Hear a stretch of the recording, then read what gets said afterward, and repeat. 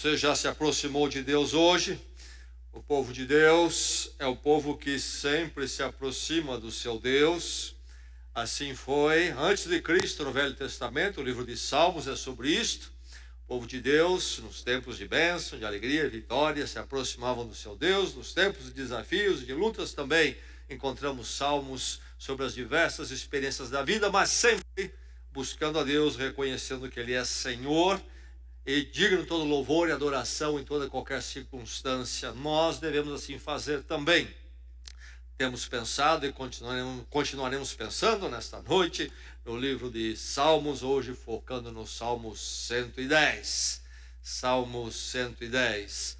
Antes de lermos então esse texto para a nossa meditação e alimento nesta noite, vamos lembrar o menor dos salmos, Salmo 117, um salmo tão breve que resume tão bem a mensagem dos salmos. Vamos juntos proclamar e ministrar esse salmo. Juntos, louvem o Senhor todas as nações, exaltem-no todos os povos, porque imenso é o seu amor leal por nós, e a fidelidade do Senhor dura para sempre. Aleluia. Salmo 110. Salmo 110. A palavra de Deus que vem ao encontro do seu dia, da sua vida, neste ponto da sua história, na direção da eternidade. Vem para lhe fortalecer, vem para edificá-lo na fé histórica e verdadeira, revelada nas Escrituras. Palavra de Deus, então, Salmo 110, ouça a palavra, receba a palavra. Diz assim: o Senhor disse ao meu Senhor, senta-te à minha direita, até que eu faça dos teus inimigos um estrado para os teus pés. O Senhor estenderá o cetro de teu poder desde Sião, e dominarás sobre os teus inimigos. Quando convocares as tuas tropas, o teu povo se apresentará voluntariamente, trajando vestes santas. Desde o romper da alvorada, os teus jovens virão como orvalho. O Senhor jurou e não se arrependerá. Tu és sacerdote para sempre, segundo a ordem de Melquisedeque. O Senhor está à tua direita. Ele esmagará reis no dia da sua ira. Julgará as nações, amontoando os mortos, esmagando governantes em toda a extensão da terra. No caminho beberá de um ribeiro, e então erguerá a cabeça. Quero convidar você a acompanhar mais dois textos da palavra de Deus que vão ajudá-lo a entender e se apropriar melhor da mensagem do Salmo 110. Primeiro eu vou ler em Mateus, no Novo Testamento. Mateus, o primeiro evangelho, o primeiro livro do Novo Testamento, no capítulo 22. Começarei com o verso 41. Mateus 22, 41. Nós temos aqui nesse texto, nesse contexto, onde está então acontecendo o que se passa nesses versos, Jesus conversando com os fariseus, um grupo dentro do judaísmo. Judeus que observavam todos os detalhes da lei do Velho Testamento com muito rigor e mais outros princípios ainda adicionados. E eles têm dificuldades com Jesus e têm diversos diálogos e debates acirrados com Jesus. Aqui há um desses momentos. E a questão é: quem é Jesus? E diz assim o verso 41, estando os fariseus reunidos, Jesus lhes perguntou: o que vocês pensam a respeito do Cristo? De quem ele é filho? É filho de Davi, responderam eles. Ele, Jesus, lhes disse: então, como é que Davi, falando pelo Espírito Santo, o chama Senhor? Pois ele afirma: o Senhor disse ao meu Senhor, senta-te à minha direita, até que eu ponha os teus inimigos debaixo de teus pés. Se, pois, Davi o chama Senhor, como pode ser ele seu filho? Ninguém conseguia responder-lhe uma palavra, e daquele dia em diante, ninguém jamais se atreveu a lhe fazer perguntas. O que acontece aqui? Eles não reconhecem que Jesus é o Cristo, o Messias prometido nos profetas, dos Salmos. Então Jesus coloca a pergunta para eles: de quem o Cristo é filho? E eles respondem: é filho de Davi, Davi, o grande rei de Israel. Mas aí Jesus cita este salmo. Ele diz, o salmo diz, o Senhor disse ao meu Senhor, senta-te à minha direita. Primeiro verso do salmo que lemos. E aí Jesus coloca para eles o seguinte: se Davi disse então que era Senhor, então como é que o Cristo pode ser o filho dele, se ele chamou o Cristo de Senhor? E aí então há o problema todo que Jesus coloca para os fariseus e que nós vamos entender melhor ao olharmos este salmo, um salmo então que fala do reinado de Davi, mas sim um reinado que se cumpre em Cristo, o Messias, o filho de Davi, mas que é maior que o rei Davi. Quero ler mais um texto em Gênesis, primeiro livro da Bíblia, capítulo 14. Gênesis 14, a partir do verso 17. Vamos até o verso 20. Como é que Deus forma Israel? De onde viria Jesus para então a redenção de toda a humanidade? Começa com um homem chamado Abrão, depois o nome dele é mudado para Abraão. E aqui nós temos então Abrão num momento especial da sua vida. Lembrando que Abraão foi chamado para sair da sua terra e para peregrinar para a terra então que Deus queria levá-lo. E Abraão é um empresário pecuarista, típico da época ali. Então ele marcha, mas ele marcha com todas as suas posses, empregados, o seu gado ali, as ovelhas, etc. E então a sua peregrinação envolve diversos momentos, tudo isso narrado em Gênesis. Deus tem um plano para Abraão, para a partir da família dele formar Israel e dali então vir a bênção em Cristo para todos na terra. Então Abraão é parte dessa história da salvação, desse projeto de Deus. E aqui nós estamos falando de um tempo muito antes de Jesus Cristo, cerca de 2000 anos antes de Jesus. Mas a narrativa deste momento aqui diz assim, verso 17, capítulo 14, Gênesis. Voltando Abraão da vitória sobre Quedor, Laomer e sobre os reis que a ele se haviam aliado, o rei de Sodoma foi ao seu encontro no vale de Savé, isto é, o vale do rei. Então, Melquisedeque, rei de Salém e sacerdote do Deus Altíssimo, trouxe pão e vinho e abençoou Abraão, dizendo: bendito seja Abraão pelo Deus Altíssimo, Criador dos céus e da terra. E bendito seja o Deus Altíssimo, que entregou os seus inimigos em suas mãos. E Abraão lhe deu o dízimo de tudo. Surge esse personagem aqui na peregrinação de Abraão, chamado Melquisedeque, rei de Salém. Ele era um rei, mas ele também acumulava uma função de sacerdote, diz aqui sacerdote do Deus Altíssimo. E Abraão então tem esse momento com ele, quando Melquisedeque ministra a Abraão, neste ato litúrgico de gratidão a Deus pela vitória que Abraão teve, quando quiseram atacá-lo e derrotá-lo. E aí então este rei, que também é sacerdote, ministra a presença de Deus a Abraão. E o texto conclui dizendo que Abraão lhe deu dízimo de tudo. Melquisedeque, citado no salmo que nós lemos. Rei e sacerdote, dois ofícios ao mesmo tempo. Quero ler o Salmo 110 mais uma vez, para a bênção do seu coração. Salmo 110 mais uma vez. Diz assim o texto: o Senhor disse ao meu Senhor, senta-te à minha direita, até que eu faça dos teus inimigos um estrado para os teus pés. O Senhor estenderá o cetro de teu poder desde Sião e dominará sobre os teus inimigos. Quando convocares as tuas tropas, o teu povo se apresentará voluntariamente, trajando vestes santas. Desde o romper da alvorada, os teus jovens virão como orvalho. O Senhor jurou e não se arrependerá.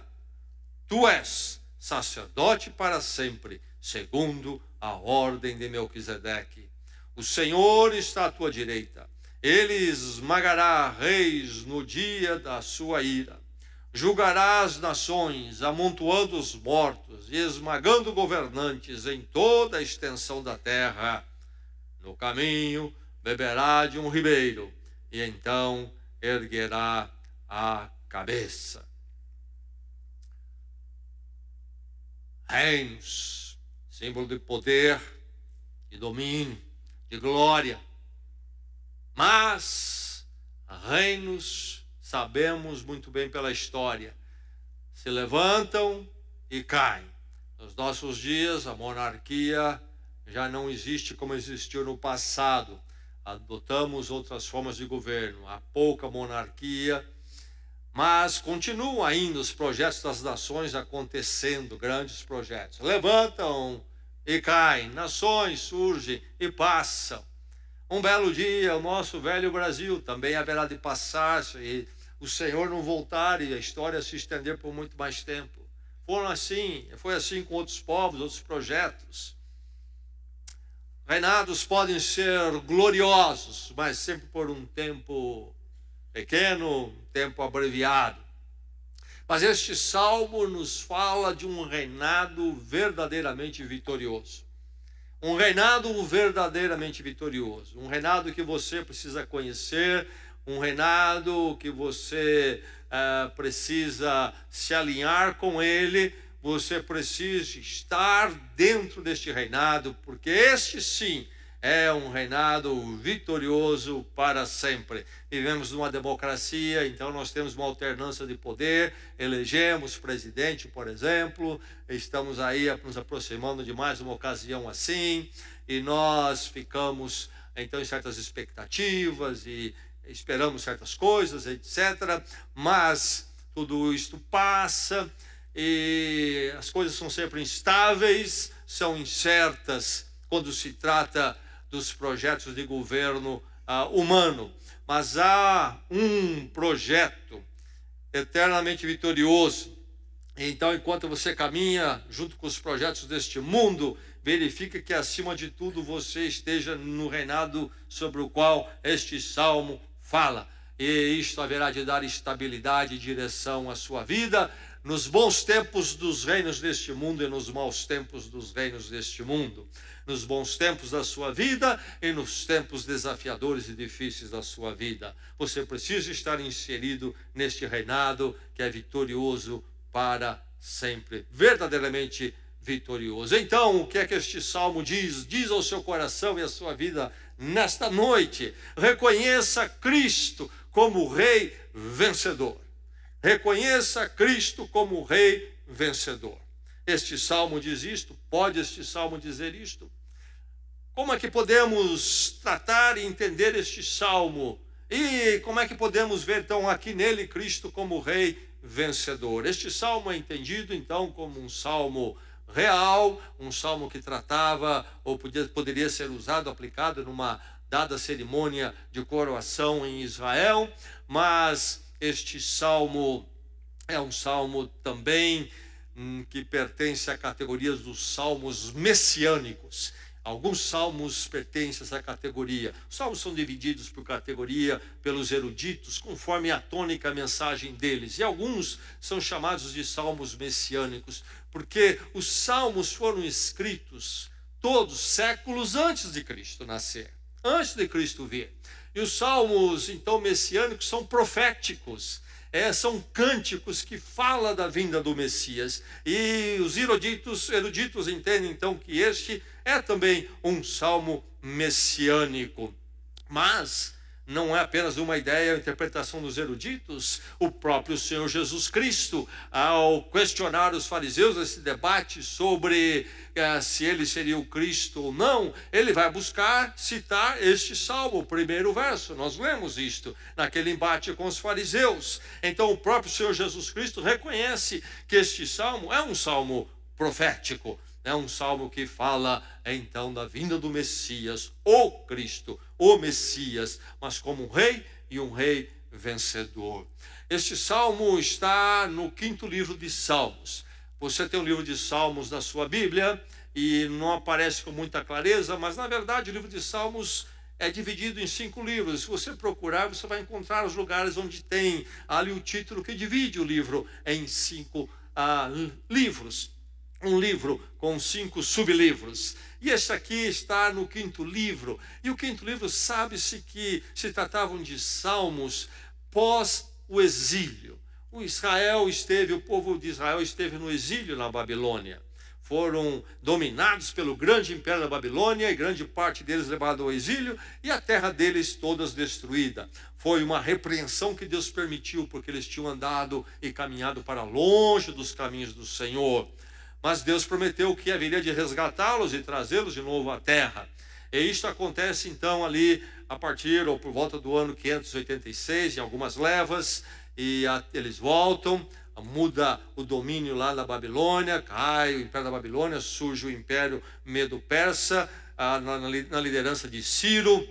Ele tem uma outra política em relação aos povos dominados, permite o retorno, e eles retornam. E então este salmo seria pós-exílio, isto é, quando eles voltam da Babilônia para reconstruir a terra. E o que é importante aí é que, a partir daquele instante, eles não tiveram mais reis.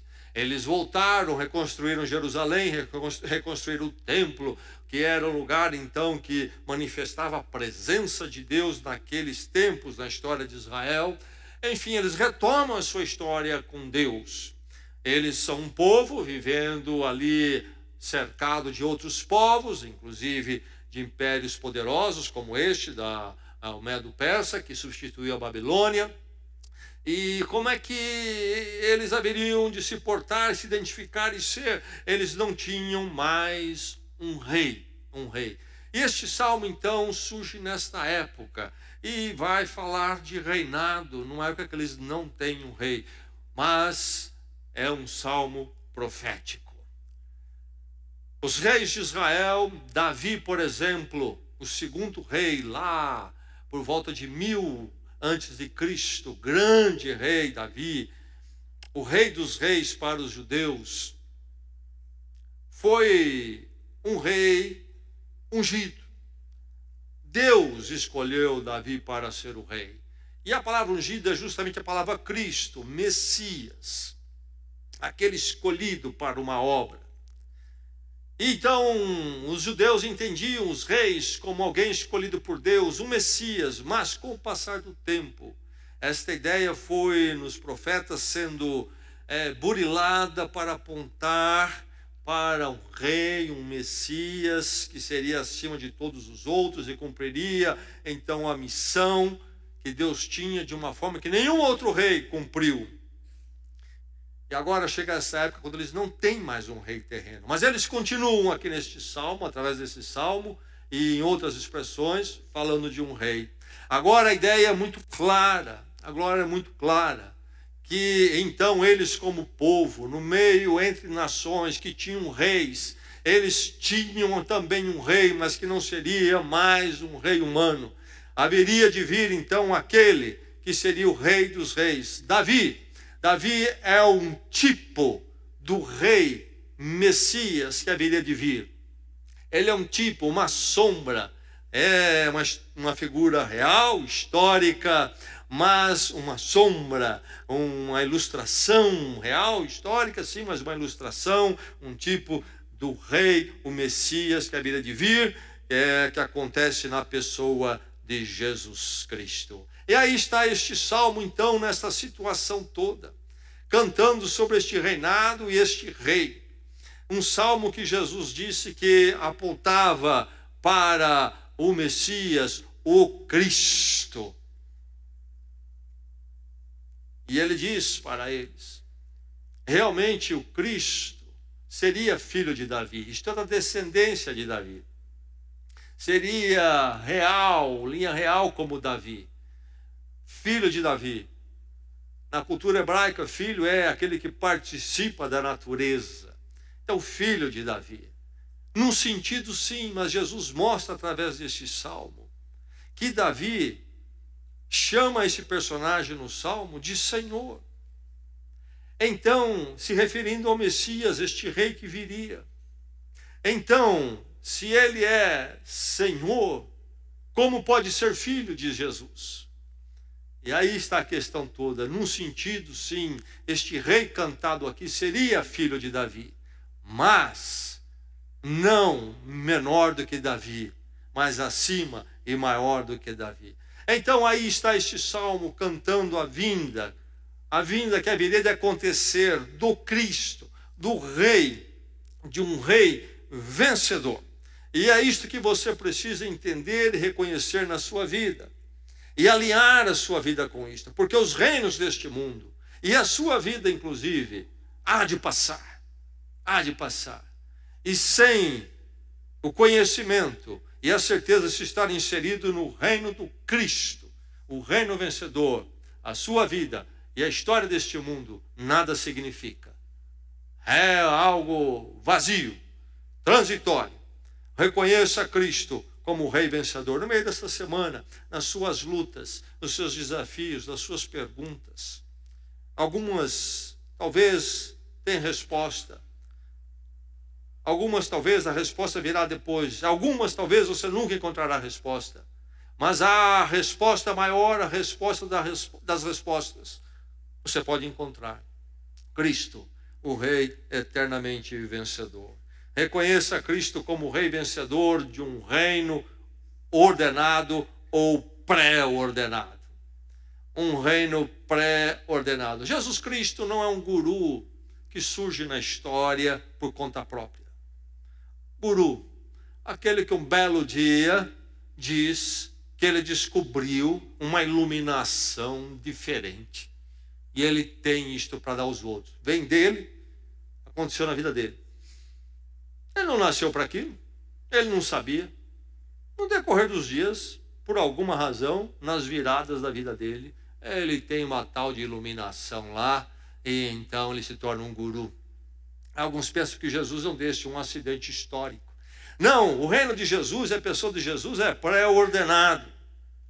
E aí que diz o verso 1, então o Senhor disse a meu Senhor, senta-te à minha direita, até que eu faça dos teus inimigos um estrado para os teus pés. E continua falando que o Senhor estenderá o cetro do teu poder desde Sião.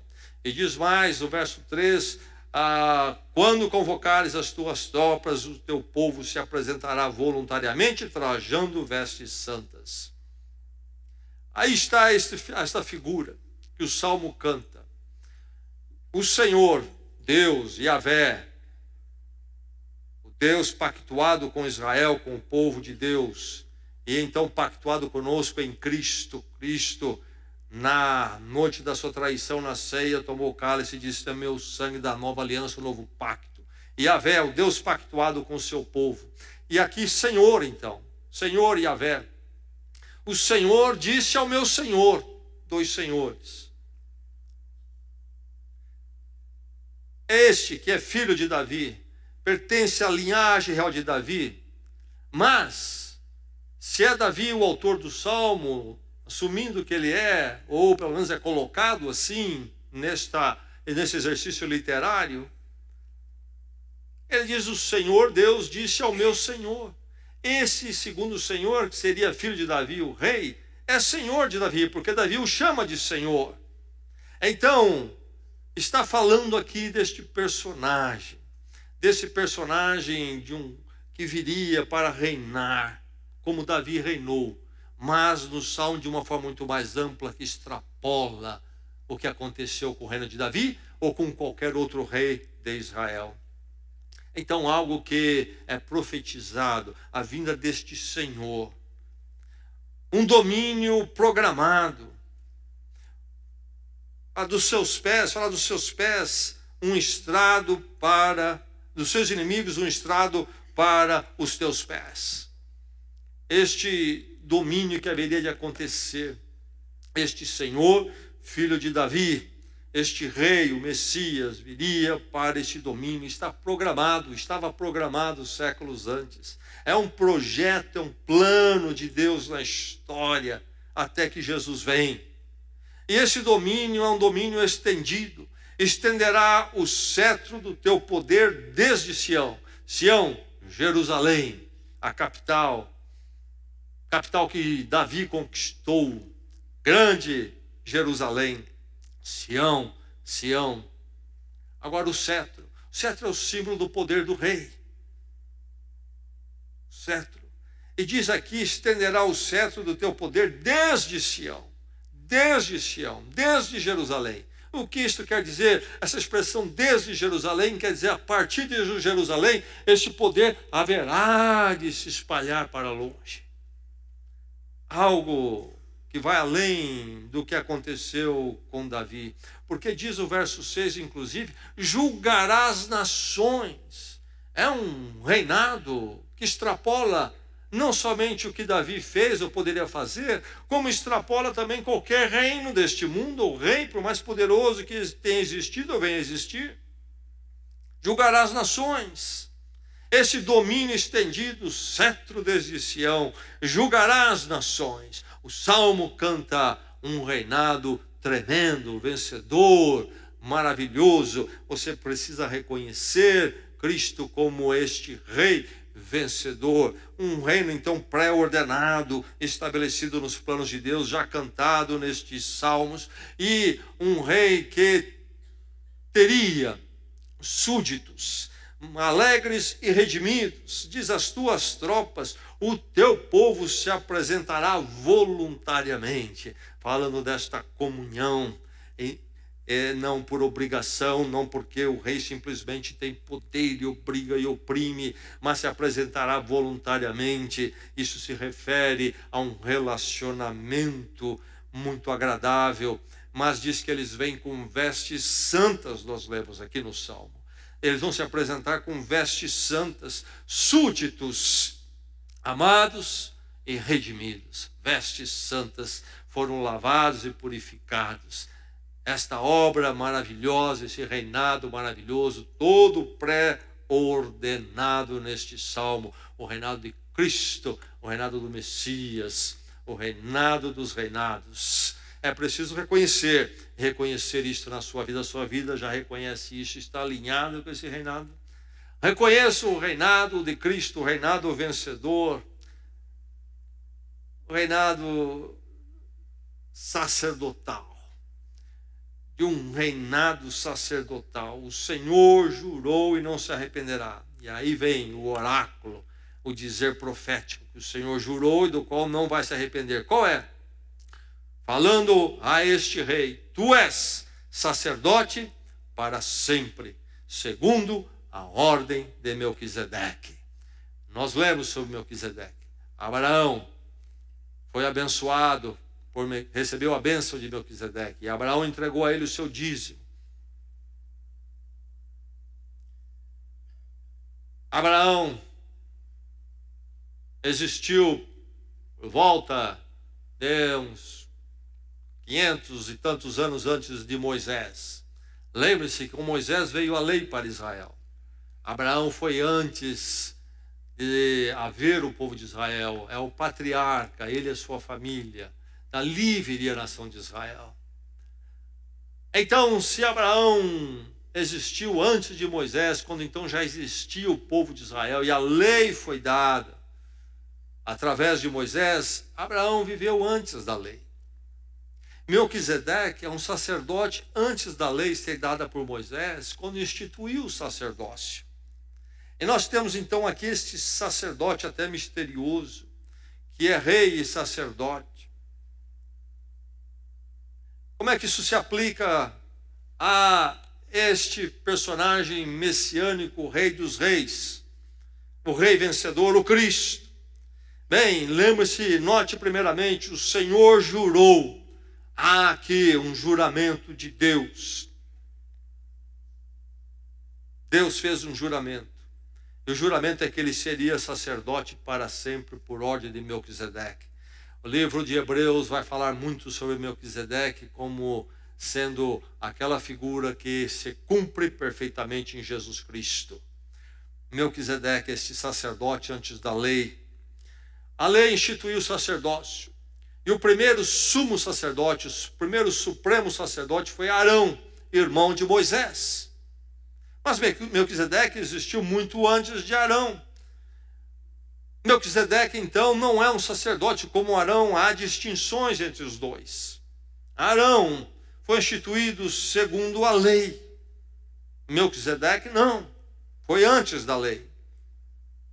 Ele cultuava o Deus Altíssimo, nós lemos lá em Gênesis hoje ainda. O sacerdócio de Arão era temporário.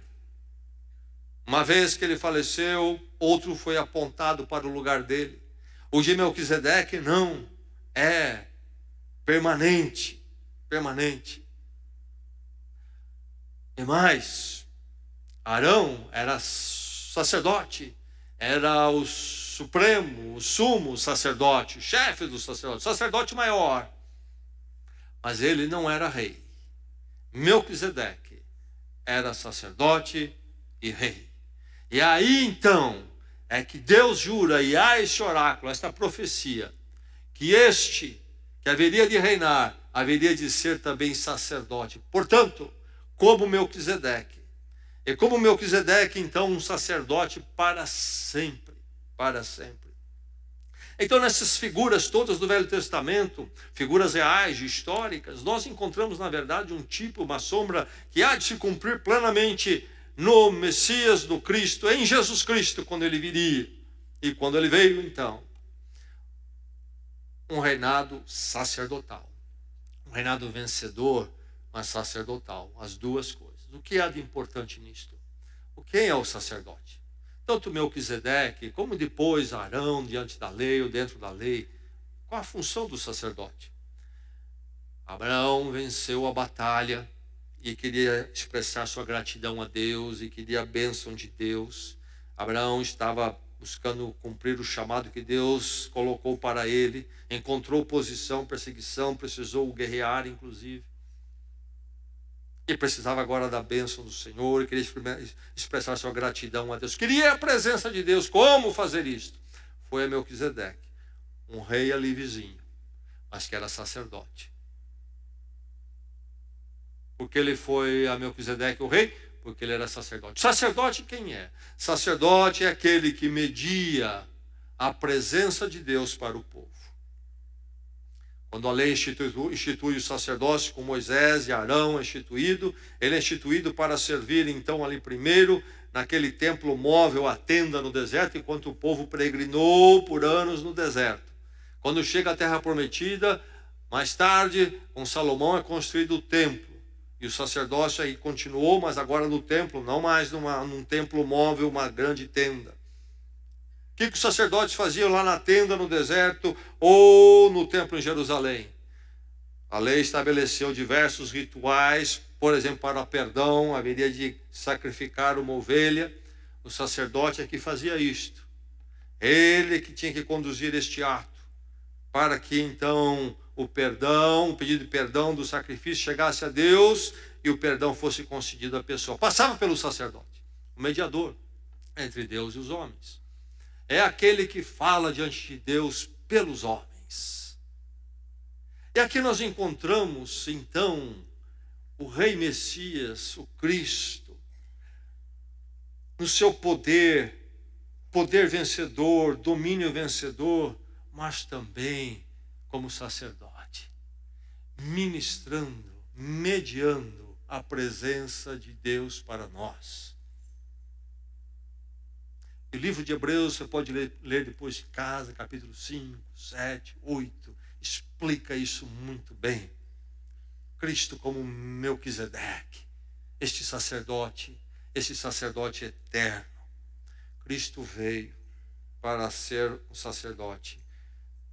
Ele é rei, ele é profeta, ele é sacerdote. 3 ofícios. Como que Cristo é o sacerdote? Através do sacrifício da cruz, ele é a ovelha, o cordeiro. Por isso, não mais cordeiros sacrificados no templo pelos outros sacerdotes. Cristo fez o sacrifício definitivo e perfeito. E no seu sacrifício definitivo e perfeito em nosso lugar, para mediar o perdão de Deus, ele então ministra, ele é o sacerdote que ministra esse perdão desse sacrifício para nós. Este grande rei vitorioso eternamente é também o nosso sacerdote. Mas é o nosso sacerdote para sempre, diz o Salmo. O que é isto? Cristo é o sacerdote final. Somente nele, por ele, é que nós e qualquer ser humano pode encontrar a mediação para chegar a Deus. Ele é o sacerdote estabelecido para sempre. Nenhum outro será colocado e não há necessidade, porque o sacerdócio dele jamais passará. Então Cristo é por nós hoje e para sempre. E enquanto ele caminha em poder e glória no seu domínio, ele também nos busca para sermos o seu povo. E nele então é que nós encontramos estas roupas santas, que o verso 3 canta: quando você convocar o seu povo, eles virão voluntariamente. Este povo que se relaciona com ele de uma forma voluntária, no sentido que não é um relacionamento opressor, ainda que ele seja um rei poderoso, porque ele também é sacerdote deste povo. Ele une este povo com Deus para sempre, para sempre. Conheça Cristo como o rei vencedor, este reinado sacerdotal. Ele veio para nos buscar e nos colocar no seu reino. Ele veio para nos buscar e colocar-nos no seu reino vencedor. Note que ele é um rei vencedor.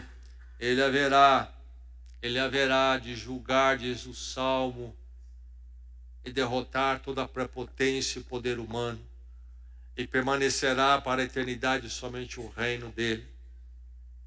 Então, é preciso estar no reino dele, porque todos os outros reinos estão debaixo do julgamento de Deus, e o julgamento virá, e tudo há de passar.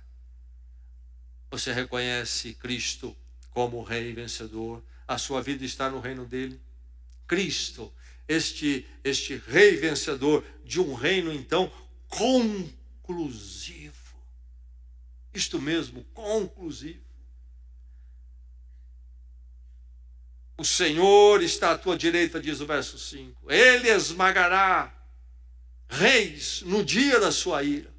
A história, falamos domingo, tem um fim. Há um julgamento. Há o dia da justiça. O dia da justiça que não vai falhar. Nós caminhamos por este mundo e vivemos com tanta injustiça e algumas terríveis. Tudo vai ficar assim? Não, não. Há um acerto com Deus. Há um acerto. Mas ainda é o tempo oportuno de se encontrar com este sacerdote, que através do sacrifício perfeito na cruz, de si mesmo, nos une com Deus, e então nos chama para o seu reino eterno. E então naquele dia nós estaremos no seu reino, e não nos reinos da prepotência humana que haverá de ser condenada. É um reino conclusivo, é o reino final. Todos os outros passarão, este haverá de permanecer. Julgará as nações, diz o verso 6. Julgará as nações amontoando os mortos. A verdade é que nós ainda estamos no tempo do sacerdócio. Rei Deus, através desse sacerdote, nos convida para virmos para o seu reino eterno. E porque nós ouvimos esta mensagem, nós não entendemos ou não queremos entender que haverá em um dia, quando esse sacerdócio haverá de encerrar o seu chamado e sobrará apenas a condenação eterna. E haverá de ficar em pé somente ele e os seus súditos, o seu reino. Você está no reino dele. neste reino vencedor, no reino conclusivo. Aqui diz, o Senhor está à sua direita. E nós temos aqui esse trabalho, então, de Deus e o Messias, nesse trabalho de esmagar os reis no dia da ira. Um trabalho da Trindade, trabalhando juntos. E é interessante esta figura estar à sua direita. Há algumas explicações, mas a mais provável é a figura do escudeiro do rei. Quando o rei partia para a batalha, e com a sua espada na mão direita, havia então alguém que estava ao seu lado para defendê-lo, para que nenhum inimigo atacasse pelas laterais. Deus está à sua direita, está à direita deste rei. Deus e Cristo, Deus o Filho, Deus o Pai, juntos trabalhando aqui. Agora, o julgamento é extensivo. Esmagará os reis no dia da sua ira. E diz mais, o verso 6, julgará as nações. O dia do juízo há de chegar. Um julgamento extensivo, ninguém escapará. Ninguém escapará. Um reino conclusivo. Reconheça Cristo como o rei vencedor. E a figura final do salmo é sobre ele beber água e erguer a sua cabeça. Esta ideia de beber água é a ideia deste estado renovado, quando as coisas serão todas diferentes. A ideia é, depois de uma luta, então parar no ribeiro e beber água. Sinônimo de um novo vigor, um novo tempo, uma nova época. E a ideia de erguer a cabeça é mais clara para nós. Cabeça erguida, vitorioso para sempre. Não mais o mal, não mais a arrogância humana, não mais a injustiça, mas apenas o reinado dele para sempre. Você está dentro desse reino. Ainda é tempo, porque o grande rei, o rei vencedor, também se manifesta como um sacerdote. Você pode encontrar perdão, transformação e uma vida nova servindo o reino dele, servindo este rei eterno. Depois de que todos os seus reininhos da sua vida passarem, o que vai sobrar se você não estiver no reino eterno? Se você tem sonhos em alguns reinos deste mundo, depois que eles passarem, que sentido tem a sua vida? Se ela não estiver acima de tudo, dentro do grande reino, do reino de Cristo, o reino vencedor eternamente. Meu irmão, minha irmã, você aqui nesta noite, no meio das suas lutas e dificuldades, nunca perca de vista que você faz parte de um reino eterno.